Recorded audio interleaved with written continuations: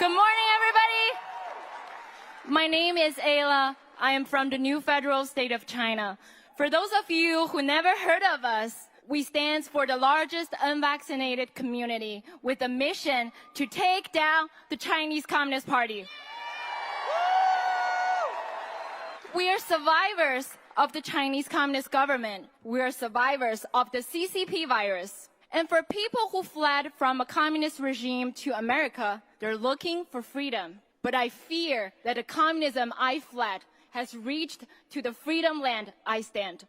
In 2017, Miles Guo, the CCP #1 enemy and the founder of the New Federal State of China, was invited to be interviewed by Voice of America. Mr. Guo's interview was scheduled to last long 3 hours, and in which he was going to expose massive corruption around CCP top officials and their family members. Sarcastically, officials of Voice of America chose to take orders from Beijing after a few calls and threats of the Communist Party. And I knew from that day, America's freedom is not unlimited and even in real danger. 3 years later, in 2020, the Chinese Communist Party had released the CCP virus, which resulted in the largest pandemic that America had ever experienced. So let's do some math here.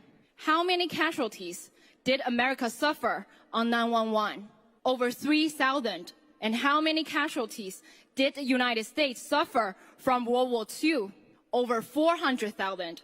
And now, what are the numbers of the deaths because of the CCP virus in your country? Over 1.1 million. The CCP virus has killed 3 times more Americans than World War II.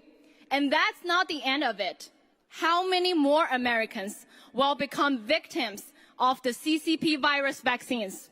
These vaccines were developed and created and promoted by the world's largest pharmaceutical groups, who have been colluded with the Communist Party for years. And what's even worse, the CCP is building new illegal P3 and P4 labs now in the world.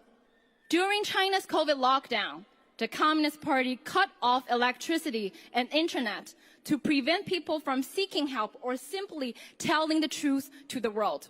They used garbage trucks to deliver rotten food to the deplorables. They put living people into body bags. If this is the way that Chinese Communist Party has treated its own citizens, what can they do to you, the Americans?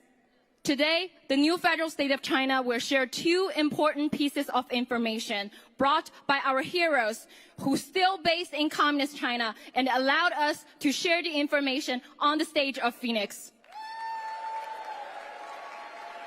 I remind you all to remember, CCP is not China. Chinese people are not the CCP. We, Chinese from the New Federal State of China, are seeking to overthrow the Chinese communist dictatorship by telling the world the truth.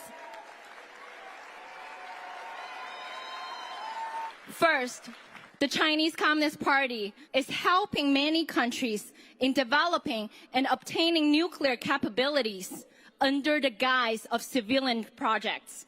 One of my fellow fighters from the NFSC shared earlier in this conference room that the CCP's efforts in selling ICBMs reaching to the soil of the United States with nuclear payload to countries in the Middle East.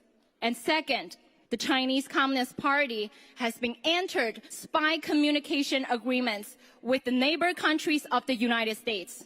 And these spy partnerships include equipping Honduras, Venezuela, Cuba, Dominica, Brazil, and Argentina with CCP technologies and personnel in monitoring U.S. military operations and communications, and all in preparation for warfare against the United States.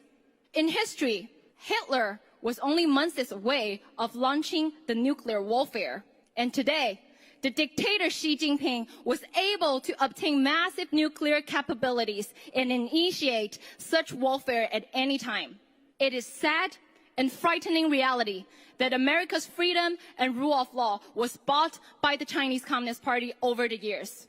Major law firms in this country run to open offices in China to defend the interests of the CCP state-owned business. Silicon Valley's handed over sensitive technologies to the Communist Party, let alone Wall Street, who have been colluded and slept with the communists for decades. So America, it's the time to stop funding your biggest enemy in this world. It is the time to decouple from communist China.